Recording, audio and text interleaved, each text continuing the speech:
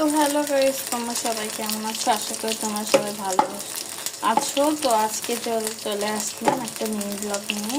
তো তোমরা দেখতে পাচ্ছ এখানে কিছু একটা ভাজা হচ্ছে। এখানে আমি চিকেন পাকোড়া ভাজতেছি। তো কালারটা জাস্ট দেখতে পাচ্ছ নিশ্চয়ই যে কতটা সুন্দর কালার এসেছে। তো